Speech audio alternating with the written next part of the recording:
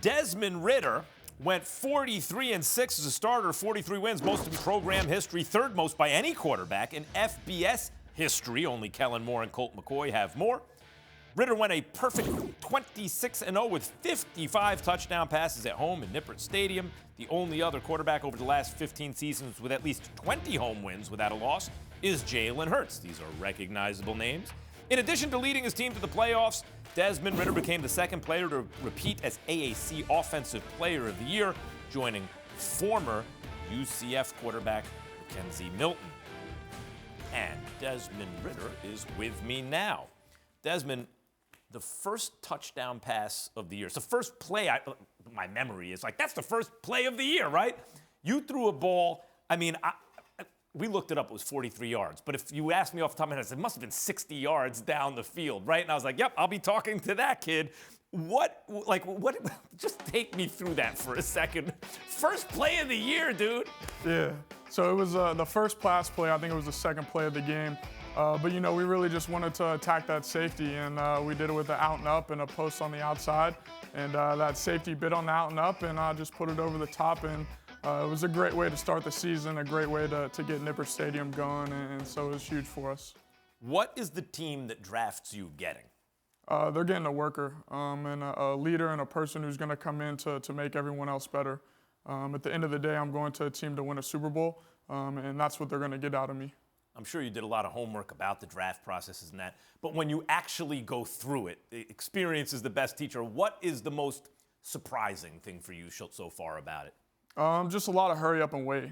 There's a lot of times where you get to these places and you're expected to be there on time, and then you might have to wait, an hour or two before you actually do something. Whether that's combine and doing the medicals and the interviews and everything. But there's definitely a lot of patience that comes with this process. And now being almost less than a week away from the draft, just having to wait again and just wait to hear your name called. A lot has been made about the kind of questions draft prospects are asked to throw them off. They want to see, and not always the best idea, but what's the strangest question you've been asked? Have you experienced that? Like, whoa, what? Hasn't been too many. I know one time a team asked us, if you were in a bus and the bus lost its brakes and it was going down a windy hill, where would you sit? It kind of gave a couple different answers, however you want to think about it. So that was probably. You have to say the driver's seat, right? Yeah, so you got to say I'm jumping in behind the wheel. Some people would say, like the middle of the seat, so when it crashes, you don't get. So that's not what a quarterback can say. No, that's not what. So there's different answers for everything. You got to drive the bus. You got to drive the boat. So come on, when they ask you that, you're like, give me a hard one, right? But other than that, and then I know Sam Howell had said, but when we walked in the combine. I think it was the Philadelphia Eagles had us shoot the little Tykes basketball. So that kind of threw us off a little bit. But other than that, it hasn't been too bad. So at Cincinnati, you guys had to constantly prove yourselves, right, to be considered for college football playoff as a group of 5 team. What effect has that experience had on you? Like, what has it done to you? It really just made us lock in that much more. We kind of put away the cell phones, put away the media, and Coach Fick brought us in on a team meeting and kind of told us that midway through the season, once the rankings started coming out. Like I said, it really just made us dig that much deeper into the game of football, into each week's game plan, and it was, able for us to go out there and execute. Most of the draft profiles out there on you, no one's perfect, and it's always a thing. Here's the strengths, here's the weaknesses. Ball placement and accuracy you're flagged for. What have you done to address that? First of all, is that accurate?